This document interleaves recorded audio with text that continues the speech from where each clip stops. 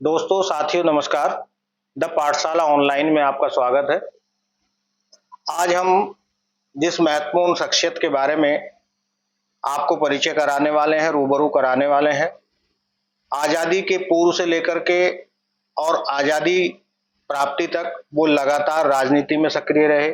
एक योग शिक्षक के रूप में, एक स्वतंत्रता संग्राम सेनानी की लड़ाई उन्होंने लड़ी और महान एक किसान नेता के रूप में उनको याद किया जाता है। ऐसे कुशल प्रशासक, खाटी किसान नेता श्री रामचंद्र विकल जी के बारे में हम आज चर्चा करने वाले हैं। हमारे साथ मौजूद हैं विशेषज्ञ के रूप में डॉक्टर भूपेंद्र नागर जी। डॉक्टर भूपेंद्र नागर जी ने श्री रामचंद्र विकल जी के व्यक्तित्व, कृतित्व और उनकी जो राजनीतिक जो एक यात्रा है स्वतंत्रता संग्राम सेनानी से लेकर के वो तीन अलग अलग प्रधानमंत्रियों के साथ कार्य उन्होंने किया।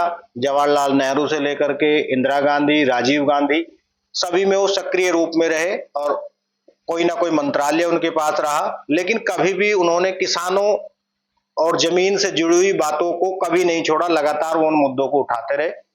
डॉक्टर भूपेंद्र नागर जी एक शिक्षक के रूप में उत्तर प्रदेश सरकार में कार्यरत हैं और एक लगातार एक संस्था भी चला रहे हैं। उस संस्था का भी यहाँ सक्रिय भूमिका में वो रहते हैं और समाज के जो लोग हैं, जो वंचित हैं, जो कुछ अच्छा करना चाहते हैं, शिक्षा के क्षेत्र में अच्छा करना चाहते हैं, उनको वो प्रोत्साहित करते रहते हैं। तो बहुत बहुत स्वागत है डॉक्टर भूपेंद्र नागर जी आपका। जी, बहुत बहुत धन्यवाद। आप इस चर्चा का हिस्सा बने। हम शुरू करते हैं रामचंद्र विकल जी के जो पारिवारिक जो पृष्ठभूमि है उनकी शिक्षा के बारे में आप थोड़ा सा बताइए। जी जी। स्वर्गीय रामचंद्र विकल केवल इस पश्चिम क्षेत्र का ही नहीं, इस सूबे का, उत्तर प्रदेश का और देश, एक समय देश की राजनीति में बड़ा नाम था। और जहाँ तक इनके पारिवारिक पृष्ठभूमि की हम बात करें तो बहुत सामान्य किसान परिवार में इनका जन्म हुआ। हमारे पश्चिमी उत्तर प्रदेश में एक सिकंदराबाद कस्बा है जो अभी अब दादरी में अब शामिल हो गया वो क्षेत्र। उस सिकंदराबाद क्षेत्र में एक गांव है, नया गांव बसंतपुर, जो अब दादरी विधानसभा में लगता है और दादरी विधानसभा गौतम बुद्ध नगर में ये लगती है। उसमें 8 नवंबर 1916 को एक सामान्य किसान परिवार में इनका जन्म हुआ। इनके पिताजी का नाम पतराम सिंह और माताजी का न्याद्री देवी था और दादाजी कन्हैया सिंह जी थे। उस समय लगभग 1919-1920 के आसपास एक बहुत बड़ी महामारी, कोविड से भी ज़्यादा बड़ी महामारी आई। उसे हम स्थानीय भाषा में तो कातक की बीमारी कहते हैं, स्पेनिश फ्लू उस समय आई। उसमें इनके परिवार के कई लोगों का जो है आकस्मिक देहांत हो गया। तो जो इनके पिताजी थे वो उसमें स्वर्गवासी हो गए और इनके ताऊजी स्वर्गवासी हो गए। एक चाचा जी इनके उसमें स्वर्गवासी हो गए। तो इनकी माताजी ने और इनके दादाजी जो थे कन्हैया सिंह जी, उन्होंने इनका बड़ी विषम परिस्थितियों में लालन पालन किया। और जहाँ तक इनकी प्राथमिक शिक्षा की मैं बात करूँ तो इनका जो गांव है नया गांव बसंतपुर, उसी के पास में थोड़ा सा आगे एक गांव पड़ता है तिल बेगमपुर, और ये भी एक ऐतिहासिक गांव रहा है। हम जब पीछे पढ़ते हैं आईने अकबरी में तो एक राजस्व ग्राम के रूप में इसका जिक्र हम पाते हैं। तिल बेगमपुर में इनकी प्राथमिक शिक्षा हुई। उसके बाद दनकौर का हमारा उच्च प्राथमिक विद्यालय है, उसमें इनकी मिडिल शिक्षा हुई। और इन्होंने, क्योंकि उस समय उर्दू का भी काफ़ी प्रभाव हमारे यहाँ था, जो सरकारी कार्य था वो ज़्यादातर उर्दू में भी होता था, तो इन्होंने हिंदी में किया। उसके बाद में उर्दू में भी मिडिल पास किया। फिर उसके बाद में ये अध्यापक का प्रशिक्षण पाठ्यक्रम लेना आगरा गए और इन्होंने जो अपना स्नातक किया वो मोहिउद्दीनपुर, हमारा इस समय कॉलेज होता था जो इलाहाबाद यूनिवर्सिटी से उस समय था, तो उससे इन्होंने हिंदी में स्नातक किया। जी, शिक्षा के बाद फिर ये धीरे धीरे गांधी जी के विचारों से प्रभावित हुए और वहाँ स्वतंत्रता संग्राम आंदोलन में इन्होंने भाग लिया और सक्रिय भूमिका उनकी रही। तो वो जो एक दौर था जब ये स्वतंत्रता संग्राम सेनानी के रूप में कार्य कर रहे हैं, तो उसको आप कैसे याद करेंगे?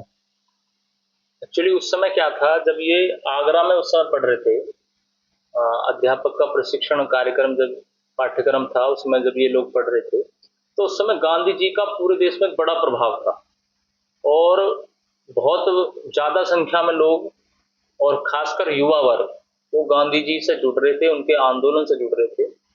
तो इन्होंने उस समय अपने कॉलेज में छात्रों का एक संगठन बनाया और जो क्रांतिकारी जो गतिविधियां थी उनमें ये लोग चोरी छिपे भाग लेने लगे। फिर धीरे धीरे अंग्रेजों की नजर इनके उस संगठन पर पड़ी और उन्होंने इस संगठन पर शिकंजा कसने का कार्य किया। तो उस समय कई सारे क्रांतिकारी बुलाकीराम पांडे जैसे क्रांतिकारियों के ये संपर्क में आए और फिर धीरे धीरे धीरे जो है ये जो अन्य क्रांतिकारी उस समय थे उनके साथ काम करने लगे। जब ज्यादा शिकंजा अंग्रेजों का उस संगठन पर कसा तो इन्होंने जो है वहां से छोड़ के फिर ये वापस अपने ही दादरी आ गए और यहाँ वो लगातार जी उस तरह के स्वतंत्र संग्राम लगातार सेनानियों की जी मदद करने लगे।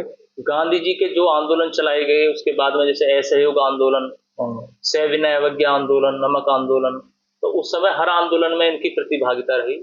और जैसे नमक आंदोलन गांधी जी ने चलाया और जो असहयोग आंदोलन चलाया, तो उस समय क्या था, हमारे यहाँ आसपास के जितने गांव थे उस समय इतने संसाधन जो अब हैं फोन के, मोबाइल, फेसबुक, व्हाट्सएप, ये सब नहीं थे। ये खुद गांव गांव घूम के अपने कुछ साथियों के साथ लोगों को जागरूक करते थे और जब जहां इकट्ठा होते थे उस जगह का बताते थे कि भाई उस जगह उस समय इकट्ठा होना है और गांधी जी के निर्देश के अनुसार हमें वहां पे प्रदर्शन करना है। जैसे सिकंदराबाद में उस समय जो हमने अपने शोध में पाया, बहुत सारे लोगों से बात हुई, सिकंदराबाद में शराब की दुकानें थी कुछ, तो इन्होंने उसकी पिकेटिंग कराई तो उन्हें बंद कराया।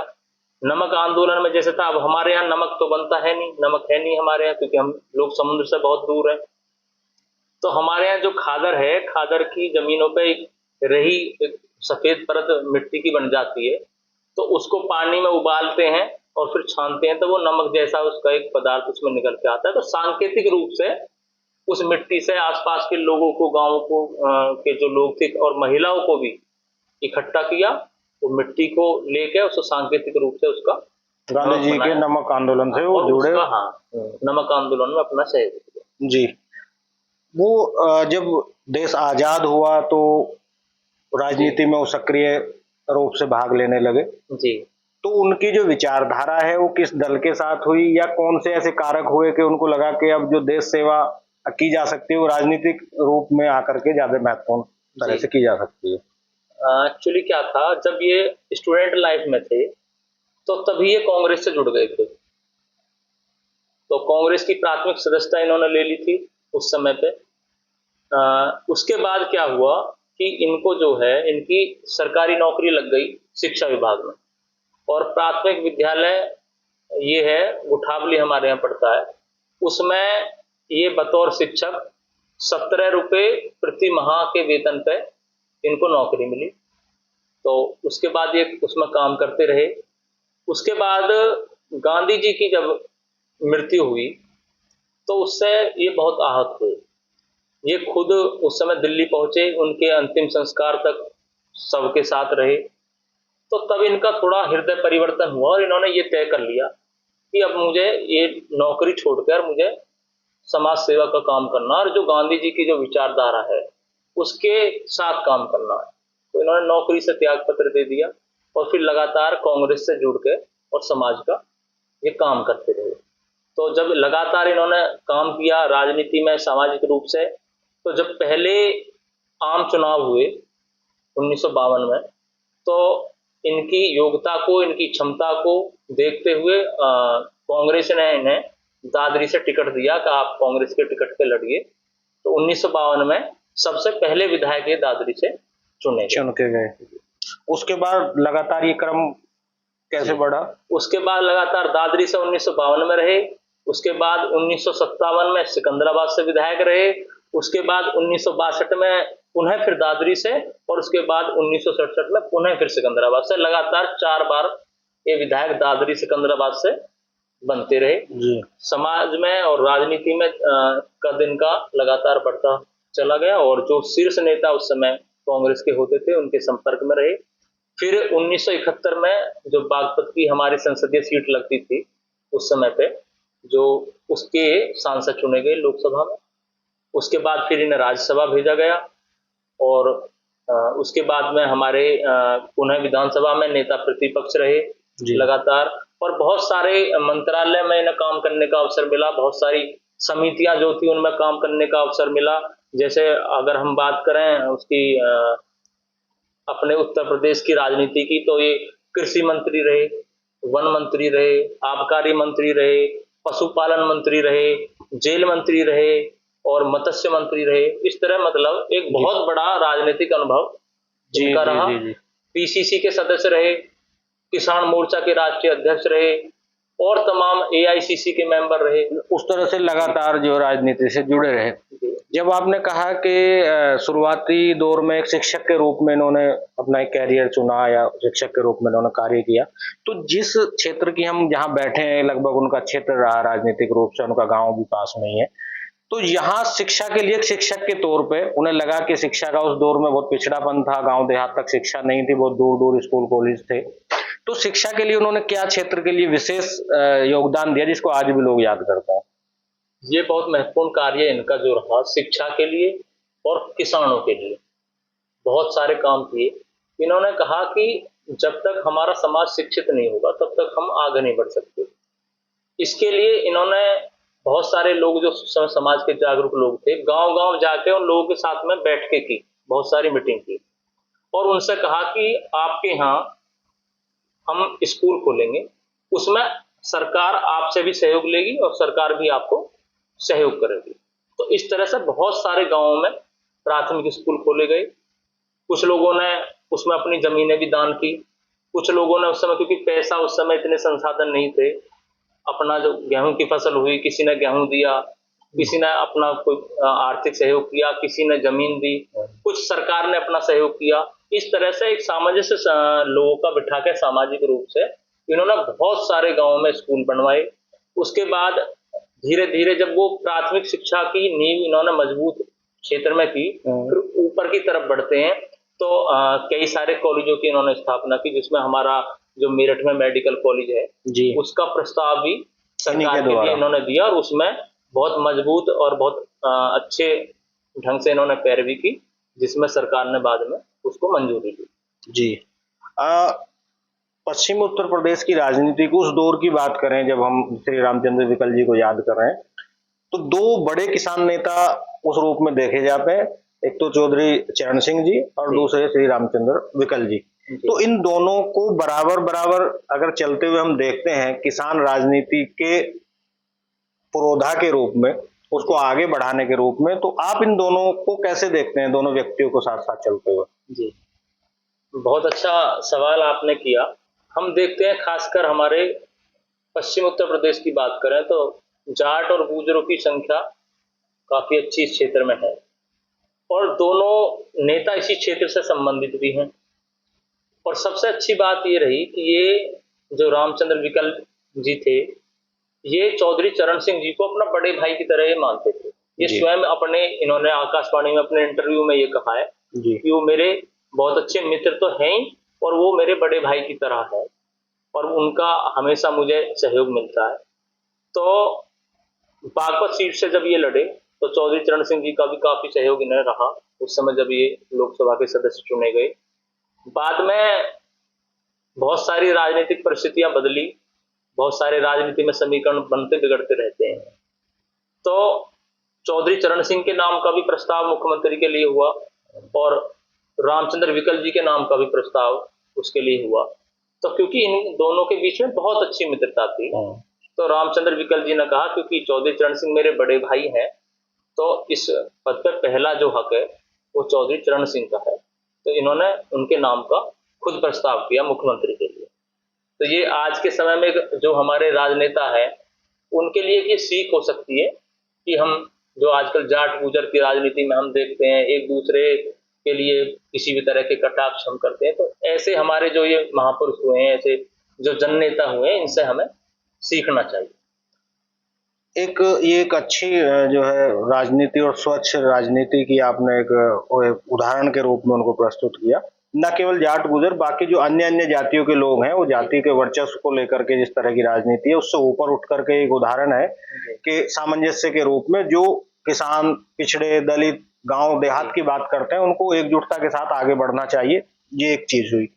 दूसरा ये हुआ कि जो श्री रामचंद्र विकल जी की हम बात करें तो वो एक गुर्जरों के एक प्रतिष्ठित और एक शिक्षित परिवार में उनका जन्म हुआ और उनको कई जगह जो है गुर्जर गांधी के नाम से भी संबोधित किया जाता है। तो ये शुरुआत कहाँ से हुई, गांधी जी का कितना उनका प्रभाव, जैसे पहले भी आपने चर्चा की, और आर्य समाज का भी उन पर प्रभाव देखा जाता है। तो इन सब के प्रभावों के बावजूद उनको एक नया नाम मिला जो आज तक प्रसिद्ध है, गुर्जर गांधी जी। तो उसके बारे में थोड़ा सा बताइए।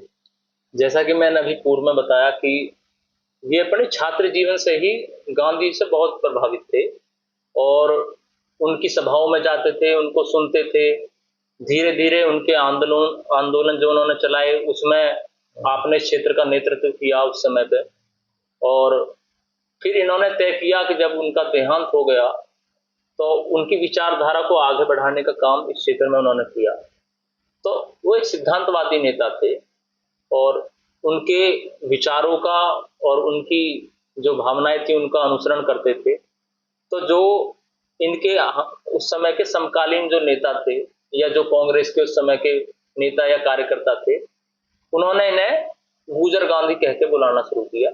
तो फिर सब लोग, क्योंकि उनकी विचारधारा से बहुत प्रभावित थे, उन्हीं की जैसी जो नीतियां थी, जो आंदोलन थे और जो किसानों को लेके, मजदूरों को लेके, युवाओं को लेके जैसा सोचते थे, वो कहीं ना कहीं गांधी जी की विचारधारा से वो चीजें मेल खाती है जी। तो फिर इनके साथ के जो इनके साथी थे, जो राजनेता थे उस समय, उन्होंने गुर्जर गांधी कहना शुरू किया। तो फिर सभी लोगों ने धीरे धीरे नाम इनका प्रसिद्ध हो गया। अब अगर हम उनके राजनीतिक पूरे कैरियर की आपने बात की, अलग अलग वो पदों पर है, महत्वपूर्ण मंत्रालय उनको मिले, लगाकर स्वतंत्रता संग्राम सेनानी, शिक्षक और बहुत बहुत सामाजिक हित में उन्होंने बहुत सारे कार्य किए। लेकिन कोई विशेष आंदोलन जी जिसको लेकर के हम आज भी याद करें कि ये एक ऐसा आंदोलन था जिससे पूरी तरह से उस समाज में या उस संदर्भ में जिन्होंने आंदोलन किया बहुत बड़ी उपलब्धि और हम उसको आज याद करते हैं जी। उस समय प्रदेश में कांग्रेस की सरकार थी जी, और ये उस समय जो है विधायक थे हमारे क्षेत्र से, दादरी का और सिकंदराबाद का प्रतिनिधित्व करते थे। तो इन्होंने मांग की कि किसानों पे जो है उनकी स्थिति इस तरह की नहीं है कि जो कर उन पे लगाए जा रहे हैं, जो पहले से चले आ रहे हैं, वो उनकी देने की स्थिति अभी नहीं है, तो वो कर माफ कर दिए जाए। इन्होंने प्रस्ताव रखा तो सरकार ने उसको जो है नामंजूर कर दिया जी, क्योंकि मैंने बताया बहुत सिद्धांतवादी नेता थे और जमीनी नेता थे। तो ये अपनी बात पर अड़ गए कि ये कर जो है ये तो आपको माफ करने पड़ेंगे। जब सरकार ने नामंजूर कर दिया तो इन्होंने सरकार से विधायक होते हुए इस्तीफा दे दिया और अपना एक अलग संगठन बनाया और उसका नाम रखा पार्टी का किसान मजदूर पार्टी जी। और उसके बिहाफ पे फिर इन्होंने एक बहुत बड़ा कार्यक्रम चलाया और बहुत सारे लोगों का उससे समर्थन मिला। आखिरकार इनके जो नीतियां थी उसके आगे सरकार को झुकना पड़ा और जो कर किसानों पे चल रहे थे उनको माफ करना पड़ा जी। विकल जी के नाम कई महत्वपूर्ण उपलब्धियां हैं जिसको हम लेकर के आज भी समाज में चर्चा होती है, जैसे रेल वाले मंत्री के रूप में उनको जाना जाता है, तो वो एक किस्सा है। दूसरा ये कि वो अकेले ऐसे उस दौर के राजनेता रहे जो 3 सदन के वो सदस्य रहे, इसके बारे में थोड़ा सा बताइए। जी बिल्कुल, आप विधानसभा रहे और लोकसभा में आप रहे, राज्यसभा में आप रहे, बहुत सारे मंत्रालयों में मंत्री रहे, संगठन के अंदर बहुत सारी समितियों में रहे और बहुत सारे मोर्चों के अध्यक्ष रहे, जम्मू कश्मीर के प्रभारी रहे, क्योंकि हमारा जो गुर्जर समुदाय है काफी संख्या में उधर वहां बसता है, उनकी संख्या काफी है। तो हमारे उस गुर्जर बकरवाल खासकर जो जम्मू कश्मीर में है, उनको और सेंटर की जो हमारी केंद्र सरकार है उसके बीच में उनको जोड़ने का एक पुल का कार्य इन्होंने किया। तो उधर भी इनका काफी प्रभाव रहा जो रेल मंत्री जो इनको एक टैग दिया जाता है, जी। वो उसके बारे में थोड़ा सा। उसमें उस समय जो हमारा शाहदरा वाली जो लाइन है, शाहदरा सहारनपुर वाली, जी। इसको सरकार ने, उस विभाग ने बताया कि भाई ये इससे जो है बहुत घाटा विभाग को हो रहा है और इसको चलाने का कोई लाभ नहीं है और उसको बंद कर दिया जाए। एक आदेश निकाला, उसको बंद कर दिया। अब उस जो रेलवे लाइन थी, उससे हमारे जो क्षेत्र के दूध विक्रेता थे, जो सब्जी विक्रेता थे और जो सामान्य लोग थे, उनको बहुत सारी समस्याओं का सामना करना पड़ा। बहुत सारे लोग इकट्ठा होकर विकल जी के पास गए और क्योंकि वो किसान और मजदूर हितैषी पहले से रहे और उन्होंने, उनकी पूरी राजनीति किसान और मजदूर के इर्द गिर्द घूमती है जब हम पाते हैं, तो उन्होंने कहा कि मैं इस बारे में बात करूंगा। उन्होंने सरकार तक अपनी बात पहुंचाई और बहुत मजबूती के साथ में, बहुत तथ्यों के साथ में अपनी बात रखी। आखिर में एक जनसभा क्षेत्र में रखी और स्वयं उस समय इंदिरा गांधी जी ने आके उस सभा में ये घोषणा की कि रामचंद्र विकल जी ने ये हमारे सामने आपकी बात रखी है और जो ये कहते हैं ये उसे करते हैं, तो मुझे अब इन्होंने कहा है तो मुझे उसको मानना पड़ेगा और इस लाइन को हम दोबारा बहाल कर रहे हैं। जी जी। तो वहां से रेल वाले मंत्री उस क्षेत्र के विकास में महत्वपूर्ण भूमिका उस जो वो रेल लाइन है उसको है, एक तरह से वो उस क्षेत्र की लाइफ लाइन है। लाइफ लाइन जी जी। अब हम अगर आज के दौर में हम आ रहे हैं राजनीतिक संदर्भों में, जो उनके विचार हैं वो सामाजिक और राजनीतिक तौर पे कितने प्रासंगिक आज के संदर्भों में हैं? जी, आज के समय में जब हम देखते हैं रामचंद्र विकल जी जैसे सिद्धांतवादी नेता इस समय पे हमें बहुत कम दिखाई देते हैं। उनका एक विजन था, उनकी एक सोच थी, उनके अपने सिद्धांत थे। वो कितना ही बड़ा, कोई कितना ही अच्छा प्रस्ताव उन्हें मिले, उन्होंने कभी अपने सिद्धांतों से समझौता नहीं किया। यहाँ तक कि जैसा अभी मैंने पूर्व में बताया कि अगर किसानों के कर माफ नहीं किए तो उन्होंने, जिस सरकार में वो बहुत महत्वपूर्ण भूमिका में थे, उस सरकार में विधायक और मंत्री पद से इस्तीफा देने में भी उन्होंने गुरेज नहीं किया। उन्होंने कहा कि अगर नहरों की चौड़ाई 17 फुट से 25 फुट होनी है तो वो हो गई। उन्होंने कहा कि किसानों के कर माफ होने हैं तो वो किए गए।